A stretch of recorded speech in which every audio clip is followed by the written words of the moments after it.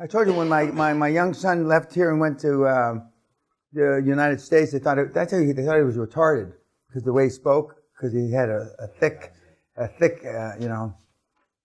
Scottish accent. Jesus. Are we on?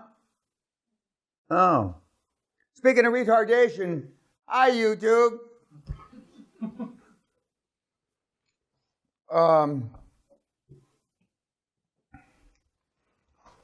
When we get off YouTube, we're going to watch Roxroy, the deal I did during the hardcore. We're going to watch parts of it. Not all of it, parts of it. And so you could, well, I know you've heard me intellectually say it's easy, but you still don't believe me. Tobias. Yes. And next time, tell them not to use this kind of lettering. It's hard for me to read them at a distance anyway. So that's why I've been pointing at you instead of calling you by your name. Of course, I can call the Germans Nazis and I can call some of the other, Mass and Bulgaria and, Slim over there. But no matter how many times, it's like during the hardcore, we have Weed Man 1. Weed Man 1 saw us do a deal, and he was saying over drinks, if I remember correctly, he might have sent it to my wife, Sally. I wouldn't have believed it, but I mean, seeing is believing. Seeing somebody walk through the steps so quickly. But more importantly, you can understand the steps, but getting an affirmative answer from the people is what really shakes you. Because like all of you are thinking of all these permutations, what's going to happen and what this and what that, dividends. Oh, fuck! I haven't had a dividend question in fucking 5 years. Is that a Mexican thing or a French thing? You don't know. And but getting the affirmative answers I get I think was really the most mind-blowing part. Because you think of all the reasons why they ought to say no. I only think of the one reason they ought to say yes. You should write that down, Mass. You think of all the reasons they should say no, or could say no, and I think of only the reasons they're going to say yes. Again, I've done it 100 million times, and so, and I know, not always, but I pretty much know what buttons to push. Depending if they're, they're spitting up blood or they're this or whatever, but I know pretty much which buttons to push. But we're going to watch Rox in his deal, which is a complicated deal. The reason I don't like to use it so much is because it's very fucking complicated. It's got a lot of moving parts, but we cut it up so you can see the most salient, how I get the yes answers as opposed to all the various moving parts. Had an interview with Michael. He interviewed me. He was gracious enough to interview me for his throng of followers.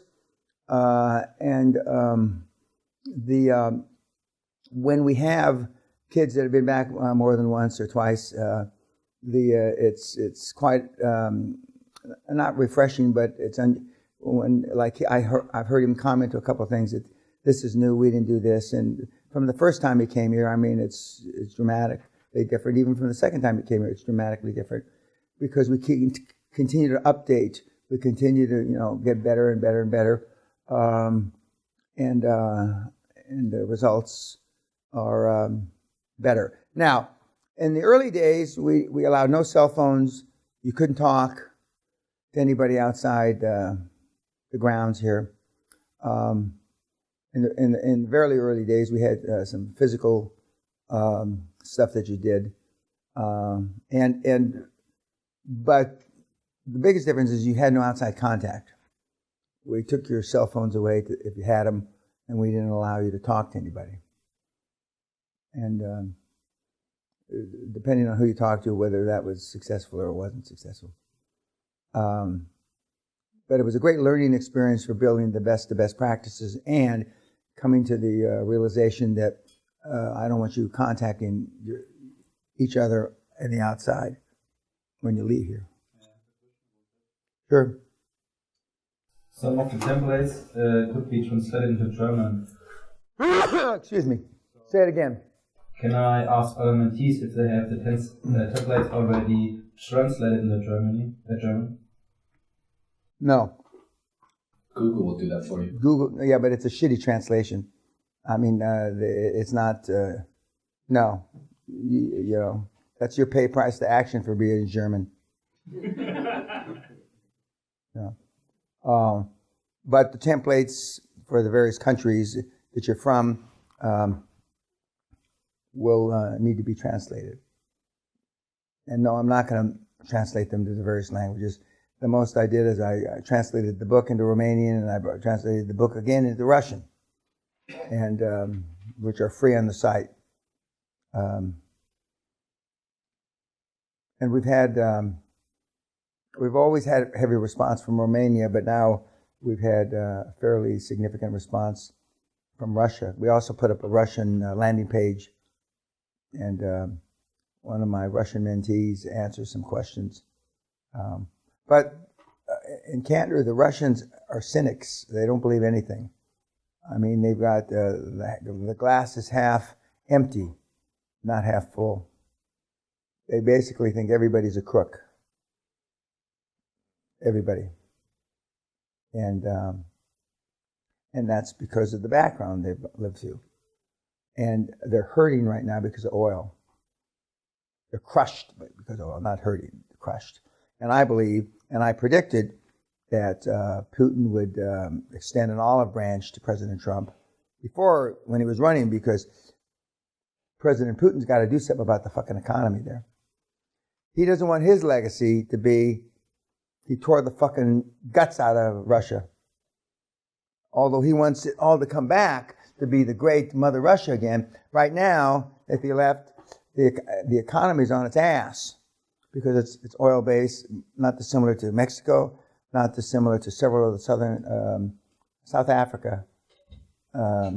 South American countries because of oil-based.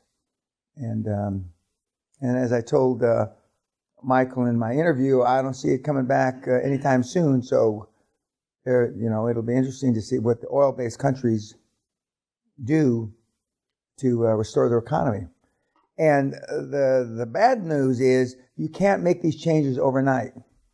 Even with the greatest economic transformation since World War II, you can't change from an oil-based economy to overnight something else. It's just not going to happen. And 3 to 5 years is more of a minimum, and it's 5 to 15 years is probably more accurate. So it'll be interesting to see what they decide to do.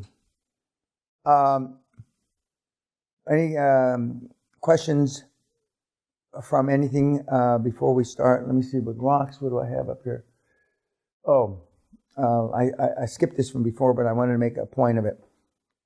When I first started, I didn't have any stories to tell. And I believe very much strongly that most effective managers are people that manage by storytelling. I didn't have any stories to tell. The only stories I had were Costa Grazzo stories, Jim Newman stories, and Mr. Orman stories, Jerry Orman. And then over time, I built up my own stories. I mean, they were true, but I had, and so in those intervening years, I talked about stuff that I was privileged to be exposed to with the Onassis people, and it's I believe, I don't know how it's run now, but it was an extremely tightly run organization back in the early '80s, mid '80s, but I don't know how it is now. And when Mr. Gatzos was the CEO. So, but manage by storing around. One of the benefits that the Dream Team brings you are stories. Oh, I remember this and such and such. And when we were interviewing for Roxroy's, the final board position, there was a guy that was a retired partner from one of the big four accounting firms who was in the midst of a story, and I could relate to that story because I had actually had the guy that hired him work for me as engagement partner at the big, then a big 8 accounting firm, not a big 4.